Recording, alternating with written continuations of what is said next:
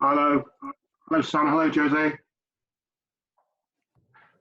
So, do you think this is a game where starts could happen for Carlos and Gareth? The only player that I confirm is Davinson Sanchez because he comes to the press conference. And I hope you have many questions to him, but don't ask him any question about the amazing goal he scored on Sunday. But it would be going along with what you suggested earlier in the week or late last week, Joe, say that if Gareth didn't start, I think you said on Sunday he would on Thursday. So is that still the case? I'm not going to answer. I'm not going to tell the team. Only Davinson. We have everybody selected. These guys, they are not old-fashioned like the Premier League, and they allow us to go with the squad of 23 players. So everybody is selected. Tanganga and Eric Dier, they are still injured. And a part of that, and the boys that I had to leave outside the Europa League list, a part of that, everybody is selected.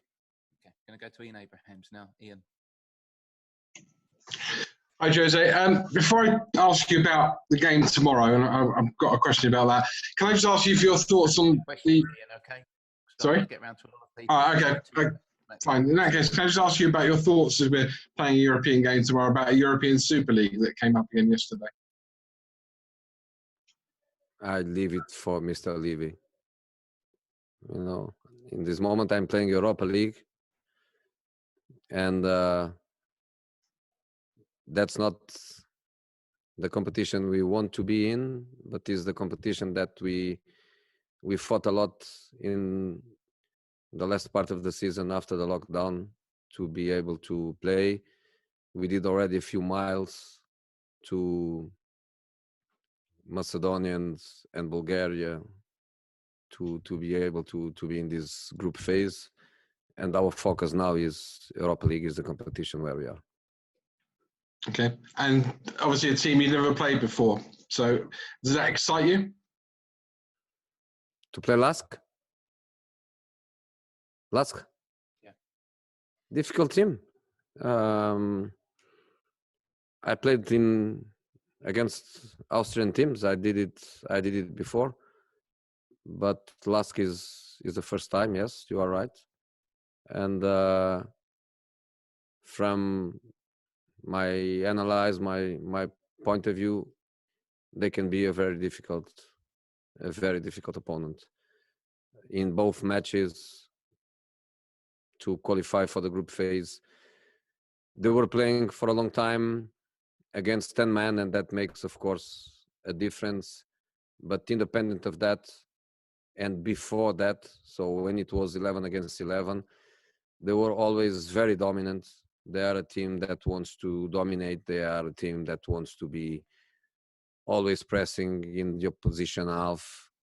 They are a very difficult team. So yes, I like to play against difficult teams. Okay, going to go George Cummings from the BBC. George. Thanks, Simon. Jose, I saw your Instagram post. It suggests that you really want to win this competition with your 3 balls there. We are going to try.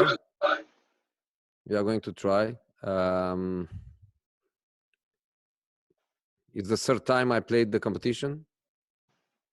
The other 2 times, one with Porto, one with United, we managed to win it. So the record in Europa League is great. Never knocked out. Of course, lost a few matches in the group phase and so, but managed always to win it. But it's difficult. We know that it's difficult. It's a very long competition. The group phase is tricky. Then you go to the knockouts. Then you get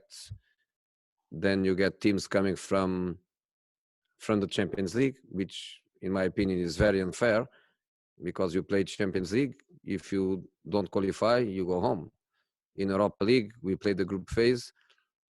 if a team finish third, goes home, doesn't have another competition to play, but it is what it is. So it's long competition and very, very difficult. But in this moment, let's focus on the points that we need, 10, 11 points that you need to qualify through the group phase.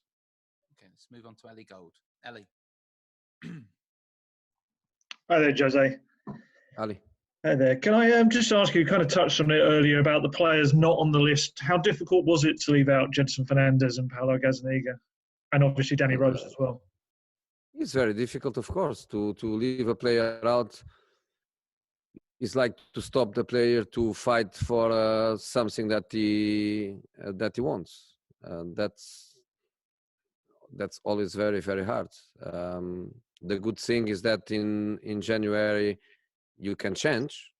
So if you have a different view, you change. The Gazzaniga situation in this moment with Hugo and Joe, we believe that for the next couple of months, which is the 6 qualifying groups, we can do it with an academy goalkeeper, with a young English kid, because Paulo, as you know, is a foreign player, and the problem is with a foreign. We have some players like Ben Davies, like Matt Doherty, that they are homegrown in the Premier League, but they are not in Europe, and that creates a little bit of a problem. It's always sad to leave people out, but we have to make decisions.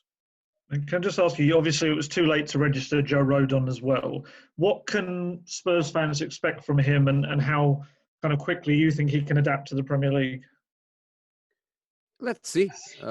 Fundamentally, let's see how he adapts to us, to training, to the different level, to the different intensity. Of course, he has already a little bit of experience in the Championship. He has some experience with Wales in the national team, and for some reason we got him. We got him because we see a future on him, and a player that can be adapted to the way we want to play. So let's work and let's see the evolution, and step by step we will be there.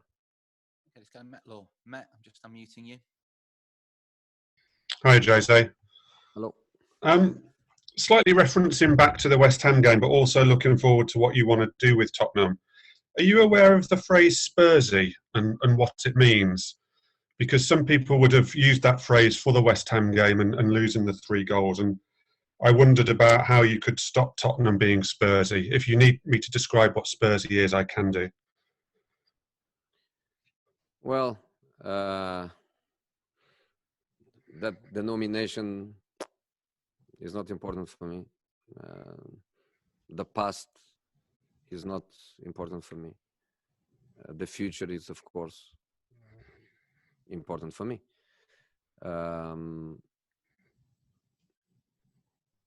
What can I say? We are a team in evolution. I believe that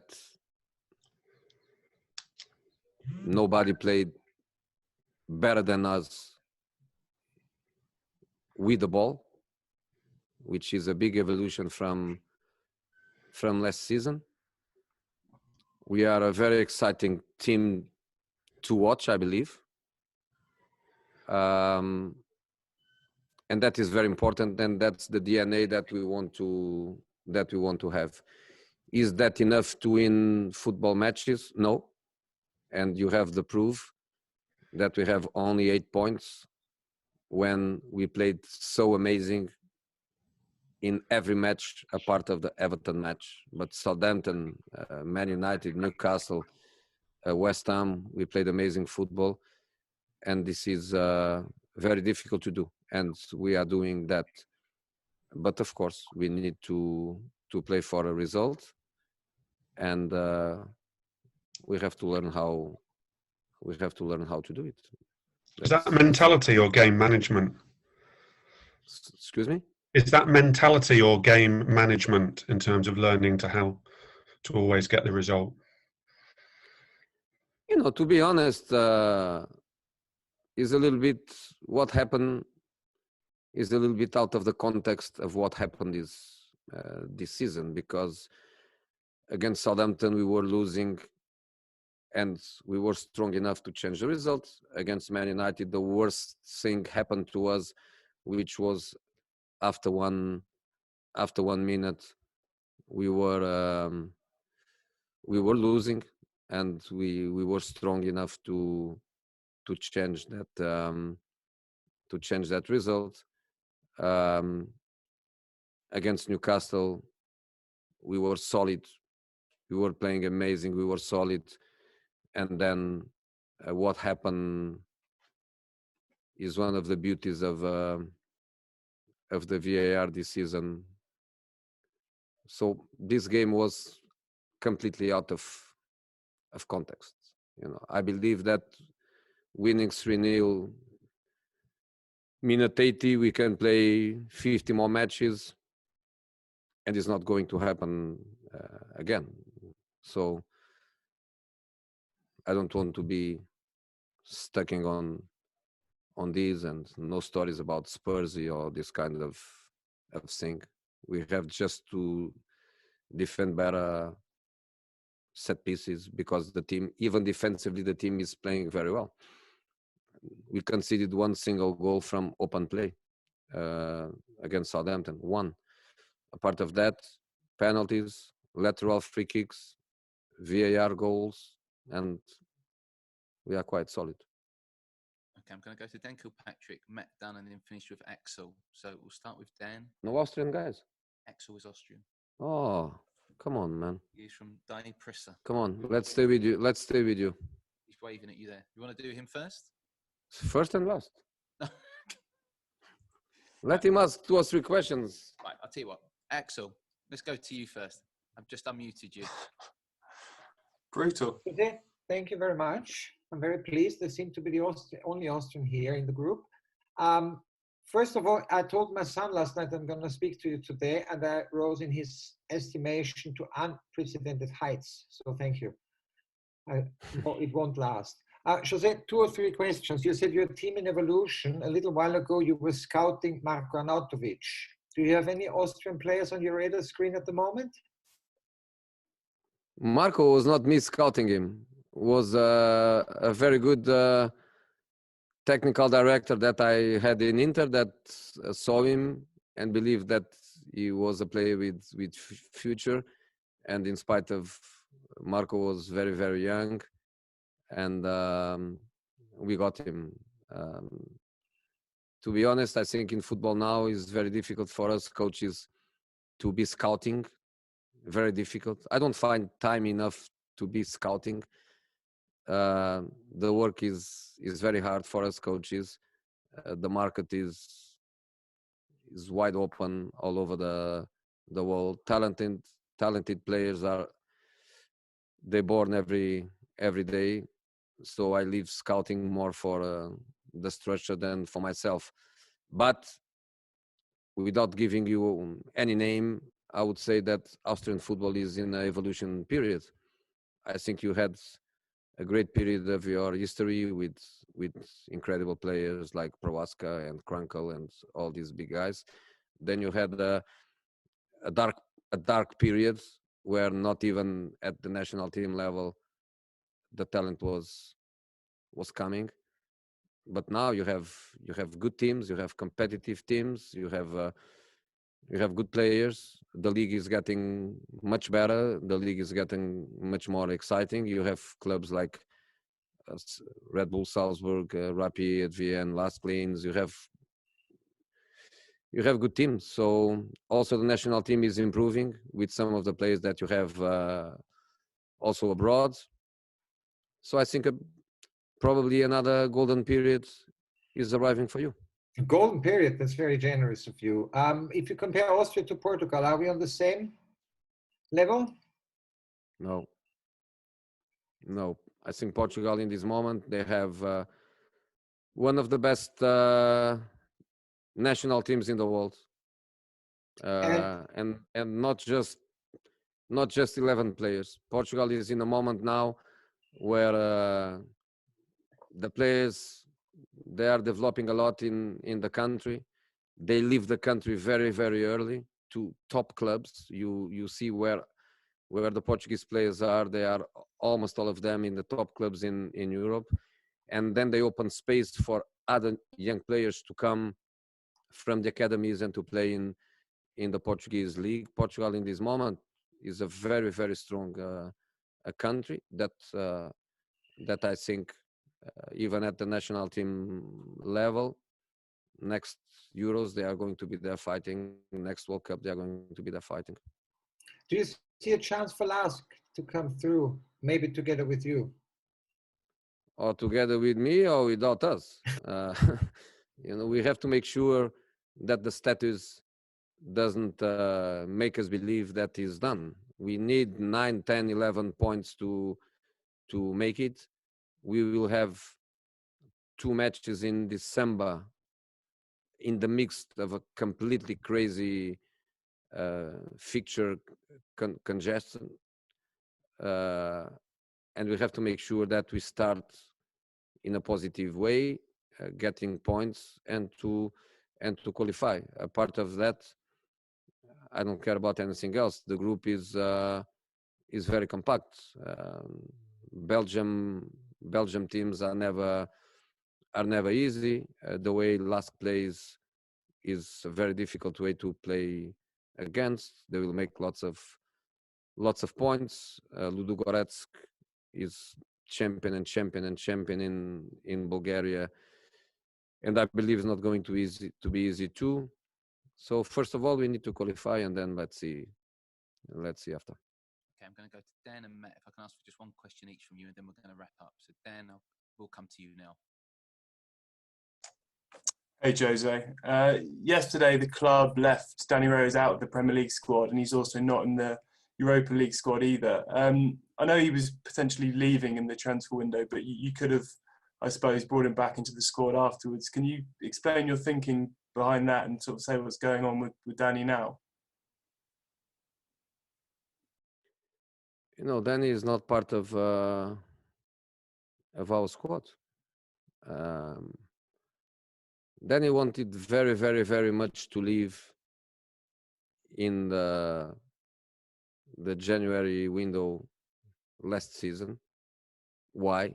Because he wanted to play and play and play, and he went to Newcastle. And in that moment, I had immediately the feeling that a player with this mentality, a player with this desire of being always a first choice, also because he didn't hide that he was thinking about national team and Euros. I always thought that our future would be Ben Davies and at that time Ryan Sessegnon.